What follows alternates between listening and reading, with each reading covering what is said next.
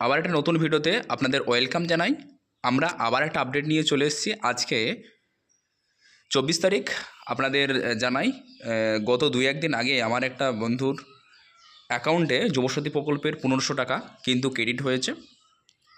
তো যারা যুবশক্তি প্রকল্প করেছিল তাদের মনের মধ্যে কিন্তু এখনও সংশয় রয়েছে। আমরা জানি যে এর আগে আমাদের আপডেট দিয়েছিলাম যে যারা অনলাইনে ফর্ম ফিল আপ করেছিল তাদের ক্ষেত্রে টাকাগুলো কিন্তু ঢুকে গেছে, আর যারা অফলাইনে করেছিল তাদের ক্ষেত্রে টাকাগুলো এখনও পর্যন্ত ঢুকছে না।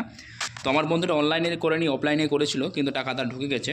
এবং সমস্যা হচ্ছে যে অনলাইনে ফর্ম ফিল আপ করলেও টাকা তো তারা সবাই পেয়ে গেছে, অফলাইনে ফর্ম ফিল আপ করেও টাকা পাচ্ছে, কিন্তু সবাই সেটা পাচ্ছে না।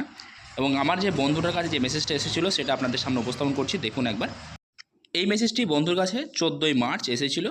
এবং 14ই মার্চ কী মেসেজ এসেছিলো একটু আপনাদের সামনে দেখানোর চেষ্টা করছি আমি।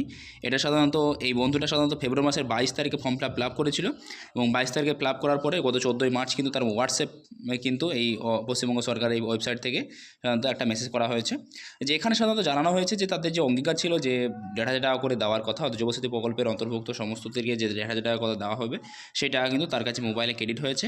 কিন্তু এটা মেসেজ দেওয়া হয়েছিল 14 তারিখ, কিন্তু এই মেসেজটা কিন্তু 14 তারিখ আসলেও তার মোবাইলে কিন্তু বা তার অ্যাকাউন্টে কিন্তু টাকাটা 14 তারিখে ঢোকেনি। তাই যাদের মোবাইল এসেছে SMS, সেটা যে SMS-ই হোক, সেই SMS যদি এসে থাকে তাহলে অবশ্যই সে কিন্তু যুবশক্তি প্রকল্পের টাকা অবশ্যই পাবে। সেটা হয়তো সময় লাগবে কিছু কিছু ক্ষেত্রে।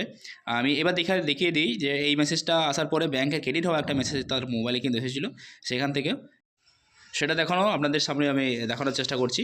তো এটা হচ্ছে সেই SMS যে তার মোবাইলে একটা এসেছিলো ব্যাংকে ক্রেডিট হওয়ার একটা মেসেজ, সেখান থেকে কিন্তু সে টাকা পেয়েছিল। তার ঘাবড়ানোর কিছু নেই, অবশ্যই টাকা আপনি পাবেন।